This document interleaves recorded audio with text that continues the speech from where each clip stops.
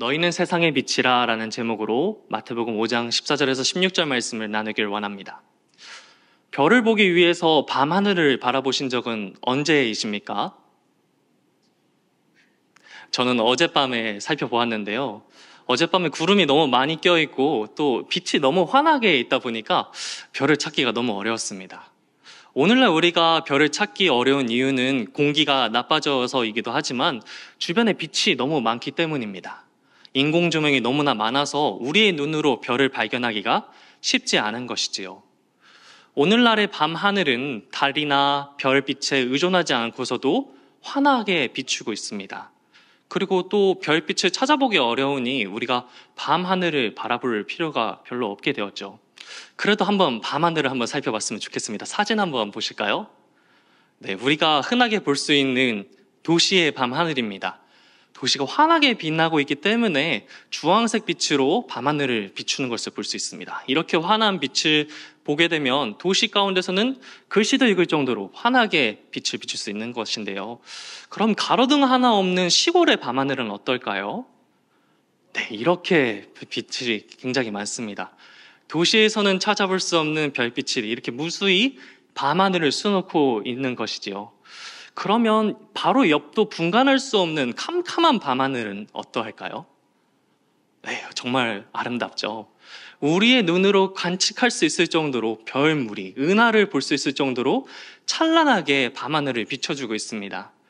우리의 눈으로 볼 수 없을지라도 밤하늘에서는 별빛들이 그 자리를 지키면서 환하게 밤하늘을 비춰주고 있습니다. 사실 이 별들은 저 멀리에서, 우주 저 멀리에서 비춰주고 있는 빛입니다. 빛이 이동하는 거리를, 빛이 1년 동안 이동하는 거리를 광년이라고 하는데요. 우리가 대표적으로 알고 있는 북극성은 약 430광년이나 떨어져 있다고 합니다. 이 430광년이 얼마나 떨어져 있느냐라고 생각을 하신다면 우리가 오늘 밤 바라볼 수 있는 북극성의 별빛은 1594년 조선시대 임진왜란 때부터 출발한 별빛인 것입니다. 굉장히 멀리서부터 빛을 비춰주고 있는 것이죠. 별빛은 이와 같이 우리가 보이지 않더라도 그 자리에서 아주 멀리서부터 한결같이 빛을 비춰주고 있는 것을 우리는 알 수 있습니다. 마태복음 5장 14절에서 16절 말씀에 예수님께서는 우리를 향하여 세상의 빛이라 말씀하셨습니다. 빛이 무엇이간데 우리에게 세상의 빛이라고 말씀하셨을까요? 이 말씀은 예수님 곁에서 제자들이 들었던 말씀이기도 하지만 우리가 귀담아 들어야 할 말씀이기도 합니다. 마태복음 5장 14절에서 16절 말씀을 통하여서 빛이 가지고 있는 의미는 무엇인지, 그리고 우리를 왜 빛이라 말씀하시는지 그 의미를 함께 나누고자 합니다. 마태복음 5장 14절에서 16절 말씀은 예수님의 산상수훈에 해당하는 설교 말씀입니다. 예수님께서는 산에서 제자들을 불러 모으시고는 하나님 나라에 대해서 설명을 해주시는데요. 5장의 초반부에서는 산상수훈에서 하나님 나라의 사람들 중에서 어떤 사람이 복된지에 대해서 말씀해 주셨습니다. 바로 팔복을 통해서 말씀이시죠. 그 팔복에 대해서 설명을 해주시고 난 이후에는 우리들에게 세상의 빛이라고 말씀을 해주시는데요. 그 세상의 빛이라고 말씀하시는 것은 예수님의 말씀을 듣고 있는 제자들에게, 그리고 오늘날 이 말씀을 대하고 있는 우리들에게 우리의 정체성이 무엇인지에 대해서 말씀하고 계신 것입니다. 그 정체성이 무엇일까요? 14절 말씀을 함께 보실까요? 함께 14절 말씀을 읽겠습니다. 시작.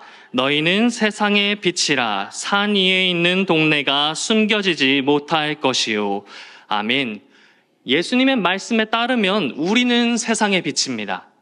특정한 개인에게 하신 말씀도 아니요, 불특정 다수에게도 하신 말씀이 아닙니다. 예수님의 곁에서 말씀을 듣고 있는 제자들과 예수님의 말씀을 하나님의 말씀으로 믿고 따르는 사람들에게 말씀하신 너희는 세상은 빛이라 라는 그런 말씀입니다. 이 세상의 빛이라고 말씀을 하시고 덧붙여서 산 위의 동네가 숨겨지지 못할 것이라고 말씀하셨는데요. 산 위의 동네를 숨기지 못할 빛, 그 빛은 얼마나 되어야 동네를 환히 비출 수 있는 것일까요? 평일 오후에 본당을 찾아오신 분들은 아실 것입니다. 지금과 같이 예배당이 밝지 않다는 것을 알게 되실 거예요. 한번 오시게 되면 이 본당을 비추는 유일한 빛이 있습니다. 바로 성도님들 왼쪽 오른편에 있는 창문의 빛인데요. 이 창문에서 빛이 들어와서 예배당을 비춥니다. 햇살이 강하게 내리쬐는 날에는 저 창문 3개 중에서 각각 한 줄기 빛이 나와서 좌석을 이렇게 비추는데 그 모습을 보면 신비롭기도 합니다.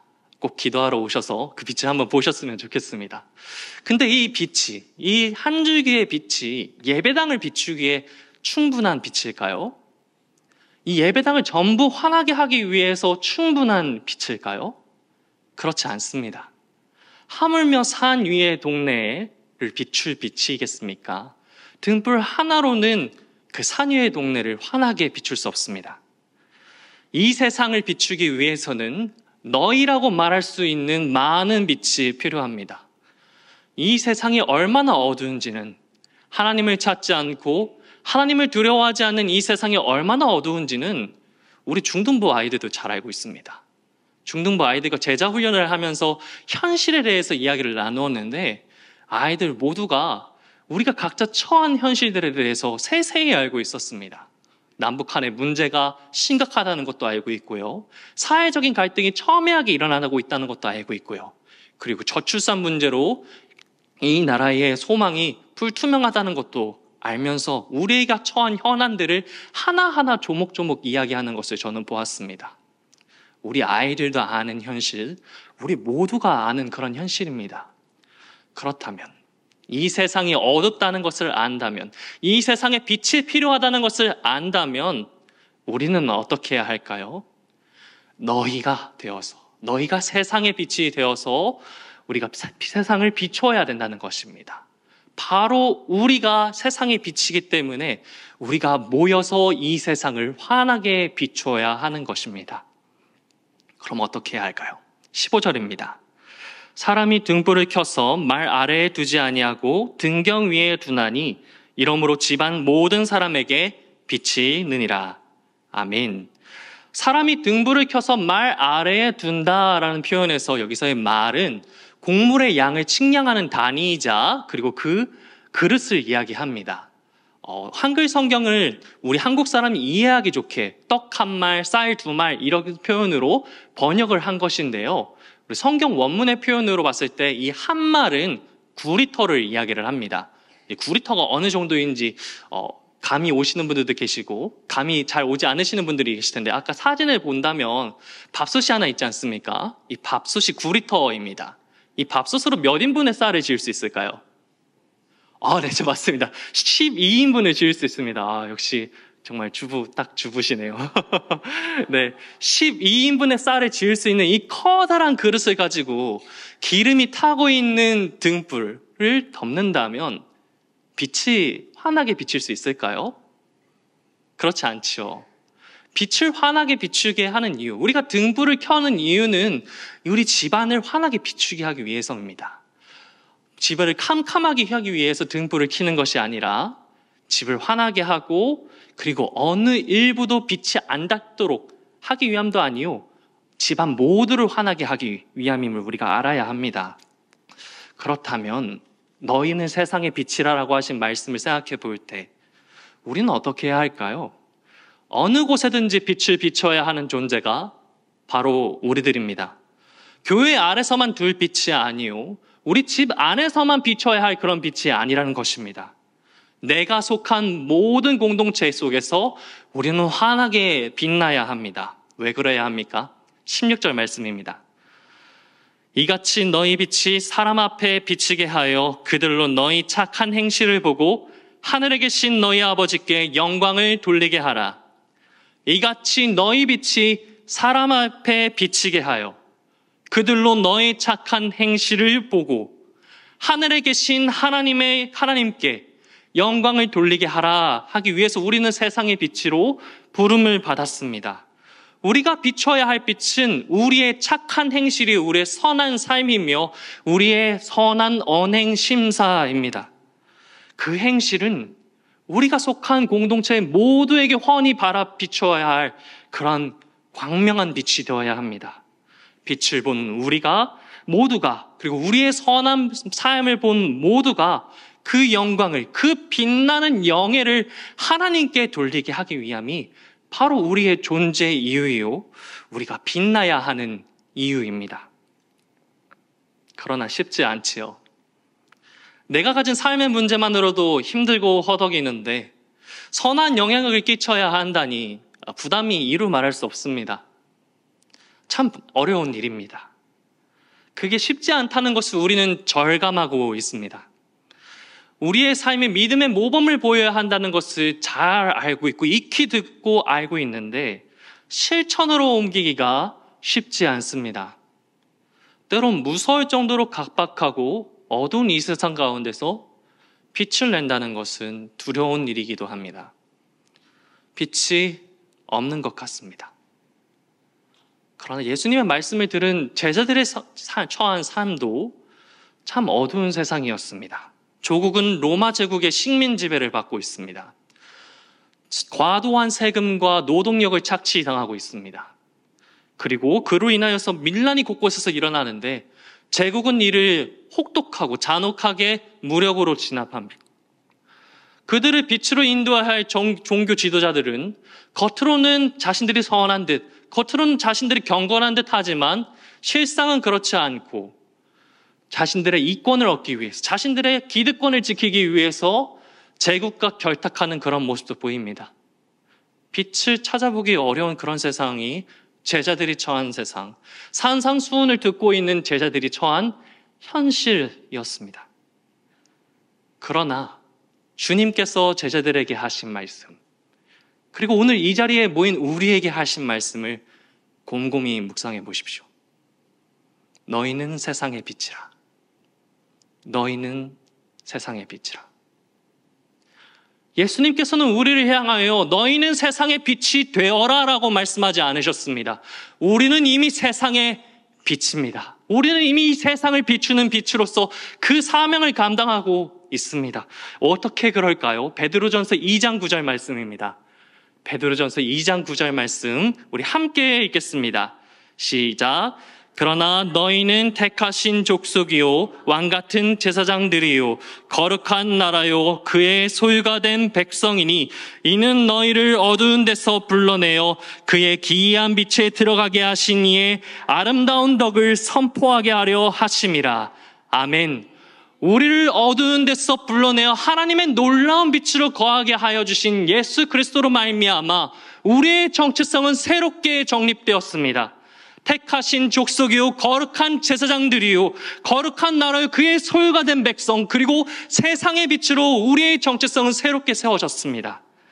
우리는 세상의 빛이 되었습니다. 성경은 우리에게 전에는 우리는 어둠이었으나 이제는 주 안에서 빛이라, 빛의 자녀들처럼 행하라고 우리를 권면하며 빛의 사명을 감당하라고 우리에게 말하고 있습니다. 우리는 이 세상의 빛이며 우리는 이 세상 가운데서 빛나고 있는 것입니다. 이전에는 빛을 비출 능력도, 빛을 비출 것 같은 소망도 없는 우리였으나 우리를 빛 가운데 인도하여 내신 예수 그리스도로 말미암아 우리는 세상의 빛이 되었습니다. 우리는 빛을 비출 수 있게 되었습니다.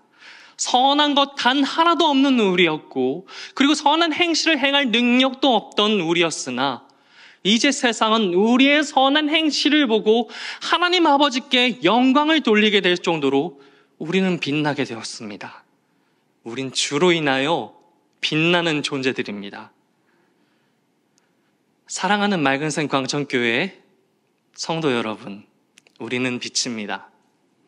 우리 세상이 아무리 어두울지라도 우리의 삶의 문제가 겹겹이 우리를 가리어서 우리의 빛이 비록 희미해질지라도 우리는 하나님의 영광을 여실히 드러낼 수 있는 세상의 빛입니다. 이 빛을 더욱 분명하게 비추기 위해서는 어떻게 해야 할까요? 우리 요한일서 1장 5절과 7절은 우리가 더욱 빛날 방법을 이야기해 줍니다. 우리가 그에게서 듣고 너희에게 전하는 소식은 이것이니 곧 하나님은 빛이시라. 그에게는 어둠이 조금도 없으시다는 것이니라. 그가 빛 가운데 계신 것 같이 우리도 빛 가운데 행하면 우리가 서로 사귐이 있고 그 아들 예수의 피가 우리를 모든 죄에서 깨끗하게 하실 것이요. 아멘. 별에 대해서 말씀을 드렸지요. 사실 우주에서 스스로 빛을 낼 수 있는 별은 태양과 같은 항성뿐입니다. 우리가 샛별이라고 불리는 금성과 같은 행성이나 또는 달과 같은 위성, 그리고 꼬리를 물고 떨어지는 혜성과 같은 그런 별들은 스스로 빛을 낼 수 없습니다. 그런데 우리가 눈으로 바라보면 그 별들은 아름답게 빛나고 있죠. 샛별이라고 빛나는 것은 가장 아름다운 별이기 때문에 샛별로 비춰지고, 달빛은 아직까지도 우리를 환하게 비춰주고 있습니다. 혜성을 보면서, 떨어지는 별똥별을 보면서 우리는 감탄을 자아낼 정도로 그렇게 빛나고 있습니다. 스스로 빛을 낼 수 없는 존재들인데 어떻게 그렇게 아름답게 빛을 비출 수 있는 것이죠? 태양빛을 반사해서입니다. 태양빛을 있는 그대로 받아서 그대로 전하기 때문입니다. 태양빛에 가까울수록, 태양빛을 더 많이 반사할수록 별은 아름답게 빛나는 것입니다. 하나님은 빛 그 자체이시죠. 단 한치의 어둠도 없으십니다. 그 하나님과 가깝게 된다면, 그 빛 가운데로 나아가게 되어서 하나님의 뜻대로 우리가 행하게 된다면 우리는 더욱 빛을 내는 세상의 빛이 될 것입니다. 나 스스로는 빛을 낼 수 없지만 빛나는 하나님의 영광을 바라보며 그 앞에 엎드려 그 빛을 받고 말씀이 우리에게 조명하시는 바를 그대로 받아 그대로 실천해 나간다면 우리는 그 무엇보다도 빛나는 세상의 빛이 될 것이라 성경은 말하고 있습니다. 어두운 내 삶이, 희미해진 내 삶이 예수로 말미암아 빛이 나는 것입니다. 우리가 비친 것은, 우리가 이 세상에 비친 것은 내가 빛나서가 아니라 하나님의 말씀을 향하여 있기 때문입니다. 조지 물러에 대해서 많이 들어보셨을 거라 생각합니다. 5만 번의 기도를 응답받은 훌륭한 목회자이고 우리의 믿음의 선배이지요. 5만 번의 기도 응답, 참으로 놀랍지 않습니까? 생각해 볼 때 5만 번의 기도 응답을 받으려면 최소 5만 번을 기도했다는 것인데, 이 기도의 사람이 우리에게 보여준 빛은 참으로 찬란하게 빛납니다. 이 조지 물러는 92살에 하나님께 부름을 받기 전까지 5곳에 큰 보육원을 세워서 10,000명이 넘는 고아들을 돌보았습니다. 그 기간이 60년입니다. 그 60년 동안 10,000명이 넘는 어린 아이들을 돌보는데 얼마나 많은 비용이 들었을까요? 많은 도움이 필요할 것이고 정말 많은 비용을 필요로 할 것입니다. 근데 조지 뮬러는 시설 운영하는 자금을 구하기 위해서 여기저기 다니지 않았습니다. 이번 한번 도와달라고, 지금 우리 시설이 어렵다고, 보육원을 운영하기 위해서는 당신의 도움이 필요하다고 이렇게 애원하고 요청하지도 않았습니다. 시설을 세우면서부터 그의 생이 다할 때까지 그는 단 한 번도 시설 운영 자금을 구하기 위해서 이것저것 다니지 않았는데요. 그 이유를 그는 이렇게 적었습니다. 그의 일기장을 한번 보실까요? 가난하기 짝이 없는 내가 누구에게도 도움을 청하지 않고 오직 기도와 믿음으로 고아원을 설립해서 이끌어간다면 주님의 은총에 힘입어 아직 회심하지 않은 이들의 양심에 거룩한 역사의 실체를 보여주는 증거를 제시할 수 있을 것이다. 게다가 하나님의 자녀들에게는 신앙을 굳세게 하는 도구가 될 수 있다. 이것이 고아원을 세우려는 가장 큰 목적이다. 이 사역의 가장 중요한 목표는 나를 비롯하여 나와 함께 일하는 이들이 누군가의 도움을 구하지 않고 오직 기도와 믿음만으로, 오직 기도와 믿음만으로, 오직 기도와 믿음만으로 모든 아이들의 모든 필요를 채우시는 하나님을 경험하고 이를 통해 그분이 여전히 신실하게 우리의 기도를 들어주신다는 사실을 널리 알리는 데 있다. 오로지 하나님만을 바라보고자 한 한 사람, 빛 대신 하나님을 나타내고자 주님의 은혜에 힘입어 거룩한 역사의 실체를 보여주고자 한 한 사람, 이 위대한 사람 조지 물러는 사람들로 하여금 하늘에 계신 하나님의 영광을 돌리게 한 세상의 빛으로 영원히 남았습니다. 우리도 세상의 빛입니다. 우리도 세상의 빛입니다. 우리도 이 어두운 세상을 비추는 그러한 빛나는 존재들입니다. 오늘 하루도 고단했을 배우자를 안아주며 사랑한다고 이야기하고 그를 위로해주는 그 사람이 세상의 빛입니다. 하나님께서 우리를 사랑하시듯 우리 자녀들을 믿음으로, 사랑으로, 소망으로 양육하며 바른 길로 인도해 나가는 아버지와 어머니가 세상의 빛입니다. 하나님을 경외하듯 부모님을 공경하는 아들, 딸들이야말로 이 세상의 빛입니다. 어린 손주를 품에 안고 성경 이야기를 들려주며 찬송가를 불러주는 할아버지와 할머니도 이 세상의 빛입니다. 일터 가운데서 최선을 다하며 하나님 앞에서 일하듯이 일하는 우리 모두가 성실함과 정직함으로 일할 때에 세상은 우리를 세상의 빛이라 말할 것입니다. 미소 지을 일이 별로 없는 이 어두운 세상 가운데서 하나님의 말씀을 전하고 또 하나님의 사랑을 그대로 드러내며 실천하는 사람, 그로 말미암아 미소를 띄워주게 하는 바로 여러분이야말로 세상의 빛입니다.